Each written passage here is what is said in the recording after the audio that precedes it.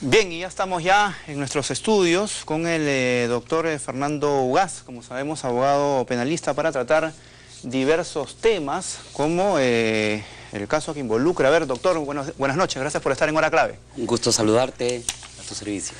Bueno, hay tantos temas para tratar, por cuál comenzamos, de todas las personas que están involucradas en estos procesos o en estas investigaciones. Hay muchos trabajos por parte de la Fiscalía, de los jueces, de los abogados penalistas también y por supuesto de los periodistas. En el caso, por ejemplo, de Alejandro Toledo, del expresidente, ¿no?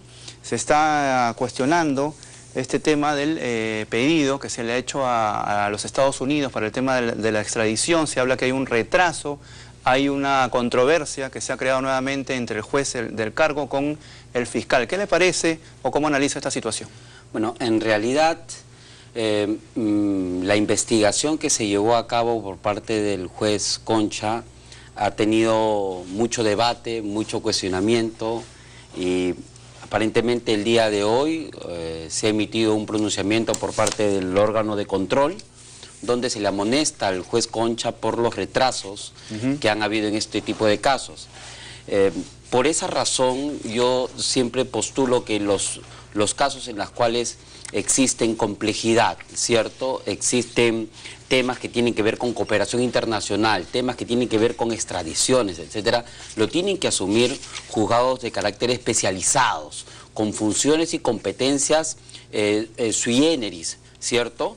De tal manera que les permita, incluso por el tema de tiempos, plazos mayores, agentes encubiertos, colaboradores eficaces, levantamiento secreto de las comunicaciones, tributarias, etcétera.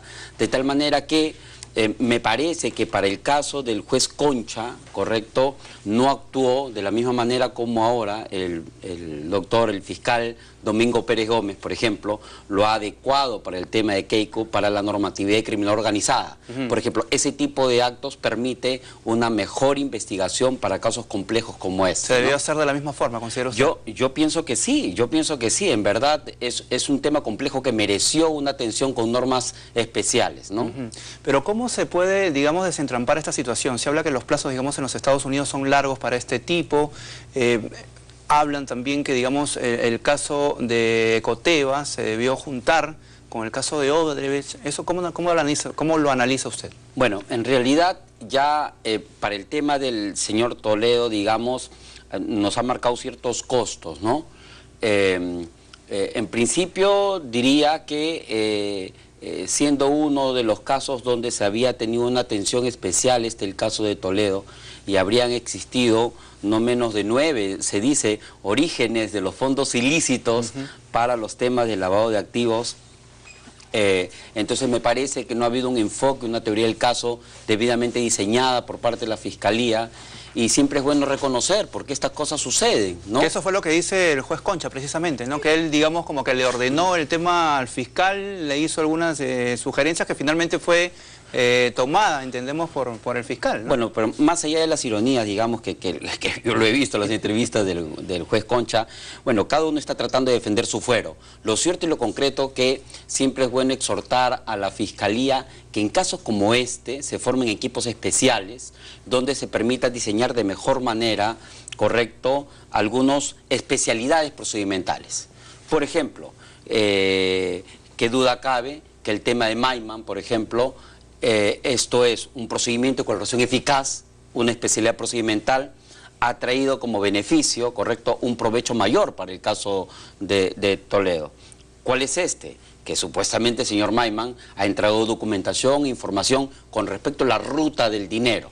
Estas cosas se logran cuando se logra conjugar un procedimiento ordinario complejo con especialidades procedimentales colaterales. Entonces este es un diseño de una investigación y tratar de generar una estrategia, correcto, para una mejor lucha contra la corrupción. Me parece que en ese liderazgo tenemos que apuntar que en la función fiscal debe perfeccionarse y debe mejorarse para atender este tipo de casos, ¿no? Pero en este caso, ¿cómo queda al final el asunto? Porque hay, digamos, posiciones discordantes muy planteadas, ¿no? Muy distantes entre el juez Concha y también el fiscal, porque uno señala que aparentemente ha preparado todo el tema con la debida rigurosidad, pero el juez no considera lo mismo. El fiscal lo acusa de demorarse al juez, el juez dice que no ha presentado la documentación debidamente sustentada y que es más, el juez Concha señala que, digamos, este es un caso emblemático y que él obviamente lo que quiere es que al final la justicia peruana quede bien ante el ámbito internacional. Bueno, en realidad las deficiencias que se pueden observar del sistema son productos de la coexistencia de dos normativas actualmente, ¿no? Si estuviéramos hablando que el caso Ecoteva se hubiese estado ventilando exclusivamente con las normas del nuevo Código Procesal Penal, diríamos de manera clara y contundente que la Fiscalía es la responsable de los retrasos y del mal diseño estratégico y de la mala utilización de las herramientas procedimentales para lograr los objetivos. Pero en este caso de Ecoteva hemos estado con el Código de Procedimientos Penales y con una etapa de adecuación, correcto, con unas normas especiales de adecuación en algunos institutos en particular, de tal manera que en realidad la Fiscalía no ha tenido un señorío, digamos, para con este caso de manera especial, sino que a su vez se ha tenido un juez de investigación, un juez de instrucción, correcto, que ha tratado de hacer las veces de papel de fiscal de alguna manera. Lo cierto y lo concreto que estos son los costos. Estos son los costos de una etapa de reforma, de un momento híbrido, de dejar el antiguo código y comenzar el nuevo código, y es por eso que también es muy difícil por parte de la Fiscalía asumir algunas dificultades y algunas deficiencias, ¿no? Siempre con el antiguo código asumía casi la total responsabilidad del juez, y decía el juez, como el juez es el que resuelve, entonces el juez es el responsable de las cosas.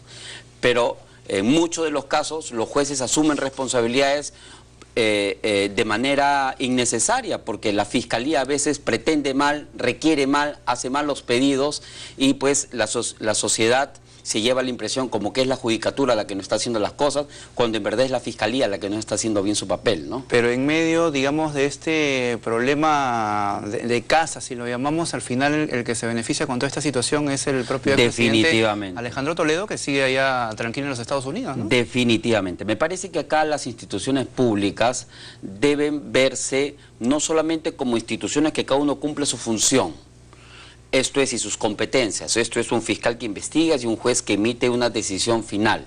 Y desde esa perspectiva cada uno tiene sus funciones de manera específica y sus competencias. Pero además yo creo que deberían verse desde una perspectiva transversal. O sea, el sistema de justicia, esto es fiscalía, policía, juzgados, y todos los demás órganos de control, correcto, la unidad de inteligencia financiera, la Contraloría, etcétera, todos los que tienen que ver con temas estos de la lucha contra la corrupción fracasa. Entonces, desde esa perspectiva, viéndolo de una perspectiva horizontal y transversal, yo creo que me parece que debe existir una mayor coordinación a altos niveles, correcto, de parte del Ministerio Público y el Poder Judicial.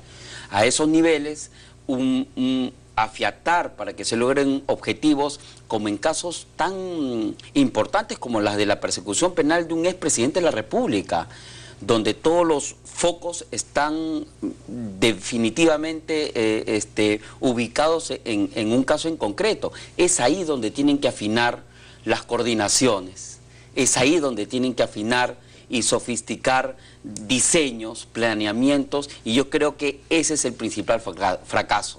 O sea, nuestras instituciones públicas no han tenido un nivel de coordinación, un nivel de afiatamiento para atender este tipo de casos que tiene tanta atención pública, ¿no? Y por su conocimiento, doctor, por su experiencia, ¿usted considera, teniendo en cuenta obviamente todo lo que está ocurriendo en la coyuntura acá actual, finalmente el arresto, digamos, del presidente o del expresidente Alejandro Toledo se puede lograr, se puede producir? ¿En cuánto tiempo? Sí, bueno, Estados Unidos en sus trámites es bastante riguroso. Exige una imputación bastante clara, una sustentación de prueba también importante para extraditar en ese tipo de casos. La misma traducción, los mismos procedimientos, ¿no? Exigen todo un tema de plazos. La verdad es que normalmente la Corte Suprema se puede demorar entre 1 año o 2 años, correcto, en atender este tipo de pedidos, ¿no? Correcto. Doctor, dejamos de momento el tema de Alejandro Toledo para pasar con esta investigación también que se le ha abierto a Keiko Fujimori y a su esposo Omar Brito. Ya lo último que estábamos informando que se ha conocido es que también se está comenzando ya a citar a congresistas también de Fuerza Popular para hacerle las indagaciones, las consultas respectivas sobre los cócteles, bueno, y en fin, todo este tema que implica también esta denuncia por lavado de activos. ¿Qué le parece? ¿Cómo analiza esta situación? Bueno, en principio, teniendo los hechos claros, porque el doctor Domingo Pérez Gómez, correcto, que en principio es un excelente magistrado. En verdad, el fiscal que han escogido, digamos, para este tipo de casos, tiene que ser un fiscal muy agudo, muy inteligente, planificador en sus acciones. Los hechos que está verificando el fiscal son temas que tienen que ver desde la campaña del 2011, digámoslo así, y pasando por temas de los cócteles partidarios del 2016. Dentro de todo este abanico de posibilidades, se tienen mítines, correcto, que aparentemente no se habrían sustentado, correcto, se tendrían los supuestos montos de Odebrecht para el 2011, se tendría también la conexión con Liberty Institute, correcto, a través del Harvard Business, la creación de esta empresa a través del Harvard Business, que se dio una donación de 65 mil dólares, y por último los temas de los cócteles, correcto, donde se ha recaudado nada más y nada menos que 710.000, ¿no?, soles. Algunos hablan de una cifra superior, incluso de 1.700.000. Correcto. A través de cócteles. Correcto. Y entonces todo esto incluso informado y reportado por el OMPE, ¿no? Porque tiene sus... Entonces, a mí me parece que la adecuación para con la norma de crimen organizado, la ley de crimen organizado, me parece que es totalmente atendible, ¿cierto? A estos niveles, digamos, no se entabla las disquisiciones y los tipos efectistas de si pertenece o no a una organización criminal. Lo que permite esta ley de criminalidad organizada principalmente es determinar si este caso es un caso complejo, si este es un caso que necesita la atención por muchas instituciones públicas con determinados extremos de confidencialidad, si es necesario la implementación de una serie de herramientas de especialidades procedimentales como agentes encubiertos, colaboradores eficaces, arrepentidos, que permitan desentrañar estos temas en investigación. Se precisa también que para atender en esta ley de criminalidad organizada que no es cualquier tipo de delito, sino son delitos de una gravedad importante, como los de corrupción de funcionarios, ¿correcto?, etcétera, etcétera.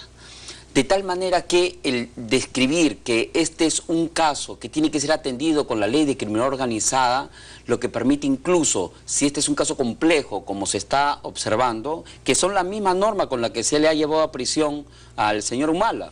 El señor Humala se ha atendido, claro, y a Nadine, con la ley de crimen organizado y con la ley de lavado de activos, de tal manera que incluso permite, por la complejidad del caso, que los plazos sean mayores, porque se va a necesitar cooperación internacional, se van a necesitar algunas pericias mucho más sofisticadas, algunas pericias contables, económicas, financieras, ¿cierto? Y una serie de pedidos de levantamiento de secreto bancario, tributario, qué decir pues del secreto de las comunicaciones, etcétera. De tal manera que estos casos que parecían estar, digamos, un poco en la nebulosa, un poco huérfanos de alguna actividad probatoria mucho más precisa, con pasos firmes, me parece que con la norma de criminalidad organizada este panorama se va a ir aclarando poco a poco, ¿no? Y por esos temas que usted está mencionando, ¿usted considera que sí hay indicios, digamos, suficientes como para hacer todo este proceso, dada la complejidad del caso, teniendo en cuenta que los voceros ya de Fuerza Popular han salido a decir que, digamos, que es una ridiculez esta investigación, lo dijo Klimper, o que Salaverry dice que espera que el Ministerio Público no sea el brazo político de la gente que quiere, bueno, destruir políticamente a Keiko Fujimori? Bueno, me parece que es el procedimiento que se le está llevando a cabo a funcionarios, a los presidentes de gobierno regional, a los exmandatarios. Yo pienso que es una norma que está permitiendo una mayor agudeza en la investigación. Definitivamente que, como se precisa, pues no hay nada que ocultar y las cosas están totalmente claras, ¿cierto? Entonces yo pienso que se deberían allanar más bien las cosas para tratar de lograr un mejor resultado en estas investigaciones. Pero aquí, digamos, considera que cada uno de esos puntos como que todavía no se conoce cuál es el hilo, digamos, que los une, porque a diferencia, por ejemplo, de Alejandro Toledo se habla, o la sustentación, digamos, fiscal es del tema del pago de la coima de 20 millones de dólares de Odebrecht por el tema de la interoceánica, y luego que ya se utiliza a Maisman como testaferro. Es más, se señala que ya hay 9 millones de dólares que se depositó, que han sido corroborados, según dice la Fiscalía, y luego ya viene el tema de la creación de Ecoteo, y que finalmente deriva en la compra o en las adquisiciones de las oficinas o el pago de la hipoteca de la casa, supuestamente por la suegra de Toledo, pero después se demuestra que no es así, ¿no? Ahí, digamos, como que el hilo o el círculo como que se va cerrando, pero en este caso puntual de Keiko, como que no es lo mismo. ¿O sí? Definitivamente, en realidad el procedimiento de implementación, de adecuación a la norma de criminalidad organizada, no es una acusación. O sea, es una norma que permite tener mayores herramientas para investigar. No se le está condenando, no se le está acusando, y está en plena investigación. De tal manera que pienso yo que utilizar las herramientas que permiten esta normatividad nos va a permitir esclarecer pues cosas como las que ha descrito el señor Odebrecht en la última declaración del caso de Humala, donde le dicen, el señor Humala ha recibido, y describe una serie de cosas, ¿no? Le preguntan, ¿y la señora Keiko y la señora Arauz? Y dice, bueno, yo entiendo que también habrían recibido, porque ahí se les dio a todos y se le apoyó a tirios y troyanos, para que no, encima para que no renieguen ni se sientan mal, ¿cierto? Bueno, estas cosas pues hay que esclarecerlas. Y justo el plan de trabajo, se entiende, del fiscal Domingo Pérez Gómez, el plan de trabajo es ir y tomarle la declaración al señor Odebrecht de manera específica, al señor Barata de manera específica, para que vayan decantando pues estos temas y de una vez esclarezcan las cosas, ¿no? Y en todo este tema también, digamos, la colaboración que se está dando de parte de Andorra, ¿no? Que ya ha entregado esta documentación, que de repente no tiene directamente vinculación con el tema de Keiko, puede ser que sí, pero eso también es una colaboración importante, ¿no? A todo este proceso, a toda esta intención, digamos, del gobierno peruano. Definitivamente, ¿no? La cooperación no solamente de instituciones internas, sino internacionales, se sustentan en convenios ya que vienen desde el sistema anticorrupción de Fujimori y de Vladimiro Montesinos, ¿no? Entonces estos órganos de cooperación, los bancos internacionales, los organismos internacionales, siempre permiten este levantamiento de secreto bancario y esta facilidad todavía en escenarios de offshore y las Gran Caimán, etcétera, donde tratan pues de mostrar que las operaciones que se llevan a cabo en sus oficinas o son claras o vienen a colaborar. En este caso, por ejemplo, el Banco de Andorra tomó conocimiento que incluso está en quiebra, está, ¿no? Pero dentro de este procedimiento correcto de auditoría que también está teniendo este banco, es que está colaborando y me parece que es una muy buena señal del Estado también, ¿no? Bueno, ya hemos hablado de Alejandro Toledo, y hemos hablado de Keiko Fujimori, y también Ollanta Humala, como sabemos, está en prisión preventiva, al igual que su esposa, la ex primera dama Nadine Heredia, con abogado nuevo, ¿no? Con el doctor César Nakazaki. ¿Qué le parece esta situación, que el doctor haya tomado este caso? ¿Cuál sería la estrategia que va a aplicar Nakazaki en este sentido? Bueno, yo siempre voy a decir que el doctor César Nakazaki es uno de los mejores abogados penalistas del Perú.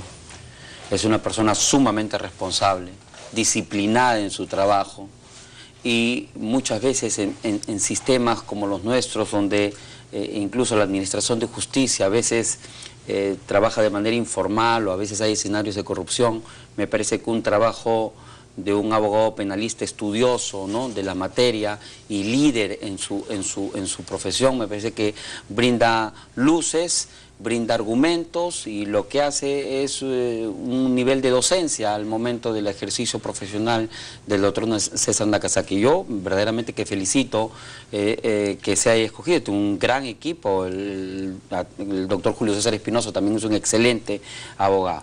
Ahora, ¿cuál es el diseño, cuál es el plan de trabajo? En principio yo debo decir que me parece que la decisión del juez Carguancho fue un exceso. Se le había emitido una decisión de comparecencia, esta comparecencia se había venido cumpliendo, ¿correcto? No tenía impedimento de salida del país, pero sin embargo se valoró una serie de indicadores como el tema de Madre Mía, los nuevos audios y una serie de cosas que, por cierto, el caso de Madre Mía a veces se pierde la órbita, ya tenía una sentencia absolutoria por parte del juez San Martín. Entonces, si surgen audios, si surgen una serie de otros datos de supuestos entorpecimiento de la actividad probatoria, debe entrar a un canal de investigación, de revisión y de verificar si en verdad ha existido este tipo de cosas que se dice, ¿cierto? Dicen los testigos, han comprado mi declaración o he sido amedrentado. Eso tiene que pasar por un canal de verificación. ¿Usted considera que no se cumplieron entonces los requisitos para que se pueda, digamos, dictaminar la prisión preventiva contra ambos? Yo pienso que los señores han podido continuar ejerciendo su defensa estando en libertad. Por lo menos el material probatorio que tenía el juez Carguancho me parece que no eran suficientes para haber emitido tan excesiva medida, ¿no? Yo pienso que han podido seguir manteniendo su libertad y ejercer su defensa como corresponde, ¿no? Si aún no habían violado ninguna regla de conducta, ¿no? Es más, había una resolución anterior donde decía que el no ausentarse a la localidad donde vive es no moverse del país, de tal manera que podían desarrollar una amalgama de reuniones partidarias, de su movimiento, son políticos, ¿no?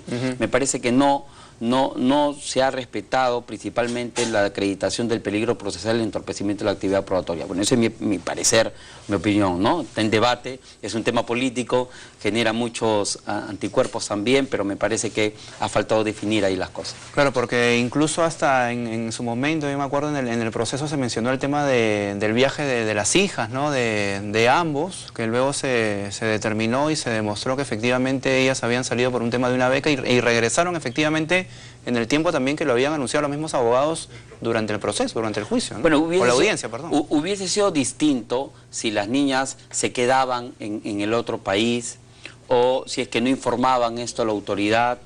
Las niñas no tenían ningún impedimento.